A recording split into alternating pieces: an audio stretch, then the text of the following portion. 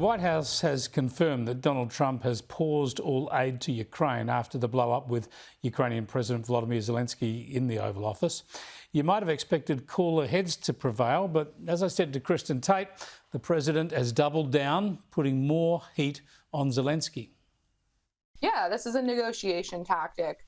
I can tell you that conservatives here were absolutely enthralled by the way that Trump handled Zelensky at that meeting last week. I mean, to come to the United States after we have given his country hundreds of billions of dollars in aid and to roll his eyes in the White House, it was an insult. And so this is a negotiation tactic. Trump clearly wants peace. He wants to make a deal. And this is just a tough move that he's had to make to achieve that end. Yeah, let's have a look at what Donald Trump said before the pause was put in place, but that gives a clear indication of his thinking.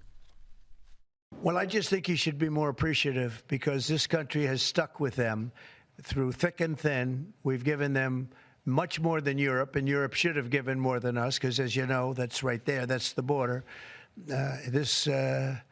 This country really was like the fence on the border. It was very important to Europe, and I'm not knocking Europe. I'm saying that they were a lot smarter than Joe Biden because Joe Biden didn't have a clue. He just gave money hand over fist. Kristin, I think the biggest outcome so far from what went on in the Oval Office is that Europe has stepped up. The Brits and the other Europeans are promising to do more, even suggesting they'll put troops on the ground in Ukraine. So that's been a very good outcome from what Donald Trump has done. But of course, when it comes to ending a war, the easiest way, as George Orwell once said, the fastest way to end a war is to lose it. So Zelensky can't just end the war at any cost, right?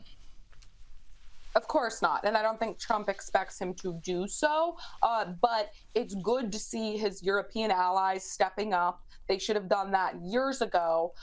Americans' patience is being tested with Ukraine. We have Americans dying on the streets here from fentanyl overdoses. We've had an open border for years. The economy was in a really bad place.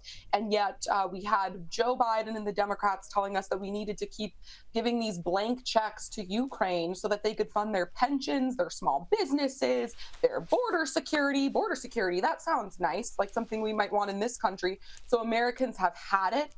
And so many people that I talk to here on both sides of the aisle are glad to see Trump being tough. We support Ukraine. We want an end to this war, but no more blank checks.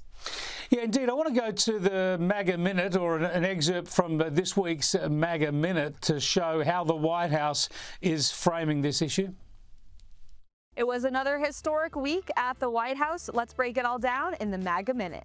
President Trump showed the world what American strength looks like when he stood up for the American people to President Zelensky during their meeting in the Oval Office.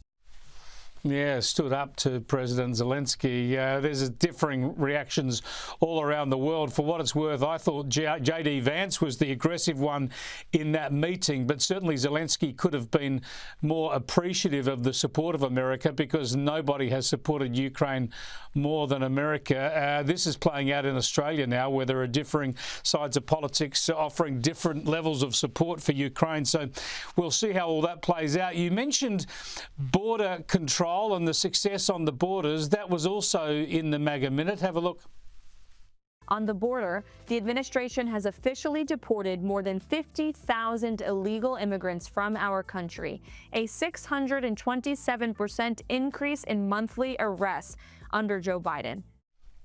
That is stunning success, Kristin, as you've talked about in the past. Now, I expect with this faux State of the Union, effectively a State of the Union address tomorrow, it's called something else because he hasn't been sworn in too long, but I expect that border protection would be one of the achievements the president would focus on pretty strongly.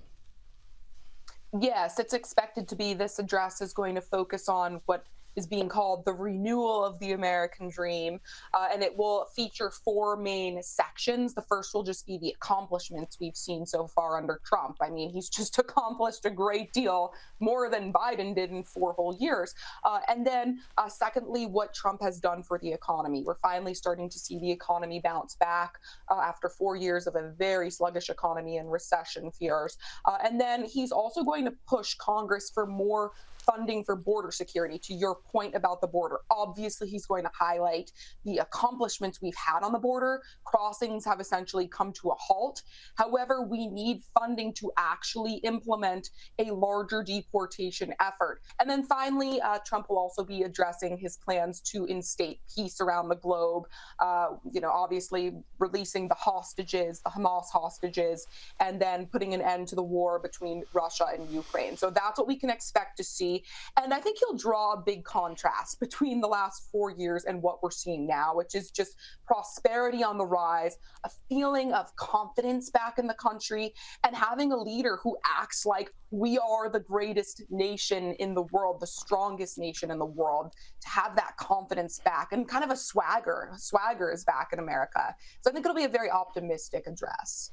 It's not a very hard contrast to draw. We've had a few years of a sleepy American administration, and right now it's hard to keep up. Plenty on the president's plate, and we'll be all over that address tomorrow. Thanks for joining us again, Kristin.